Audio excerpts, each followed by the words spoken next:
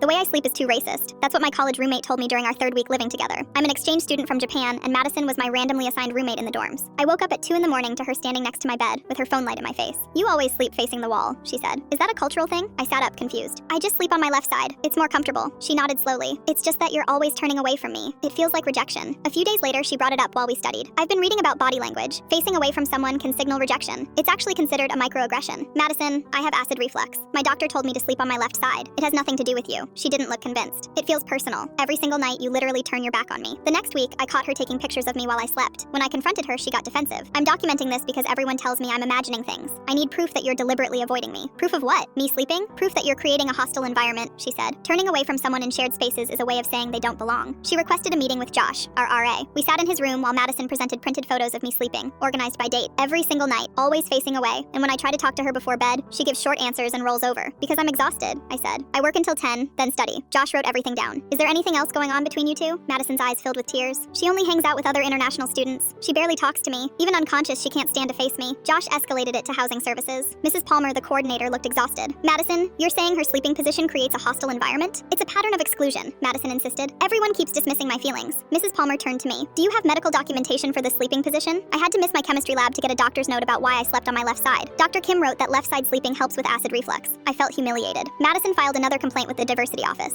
Suddenly, I was in formal meetings, explaining my sleeping habits to administrators who looked embarrassed but had to follow protocol. Madison cried during a floor meeting. "I've tried everything to make this work, but some people don't want to coexist with others who are different from them." A few people shot me uncomfortable looks. I couldn't sleep anymore, not because of my position, but because I was terrified of what she'd accuse me of next. I started documenting everything. Screenshots of her posts, notes about our interactions, timestamps of confrontations. One night, after she accused me of sighing aggressively, I broke down in Josh's room. "I'm being accused of racism because of how my body naturally rests when I'm unconscious." Josh looked genuinely sorry. "I believe you, but she's filed complaints through multiple channels." "Has she complained about other roommates?" I asked. He hesitated. "I'm not supposed to discuss that." His hesitation told me everything. I requested Madison's housing history under the student transparency policy. It took a week, but they gave me a redacted copy. 3 previous roommates, 3 transfers, all women of color. One complaint mentioned her Korean roommate cooking smelly food. Another mentioned her black roommate talking too loud in her native language. The third mentioned her Latina roommate becoming hostile when asked to discuss privilege. I brought everything to Mrs. Palmer. "Does this look like I'm the problem, or does this look like a pattern?" Mrs. Palmer read through it silently, then picked up her phone. "This is Palmer. I need the full complaint file for Madison Hendricks. All of it." She glanced at me. "Wait outside." I sat in the hallway for 90 minutes. When she called me back, her expression had changed. "We're relocating Madison immediately. There will be an investigation into whether her complaints constitute harassment." 2 weeks later, the decision came through. Madison was moved to a different building and required to complete mediation training. The university sent me a formal letter acknowledging I'd been subjected to unfounded accusations. They offered me Madison's single room since the situation had created documented stress. Madison posted on social media about being punished for standing up against racism. Her first roommate saw it and commented her experience, then the second, then the third. The pattern became undeniable. Madison deleted everything within hours.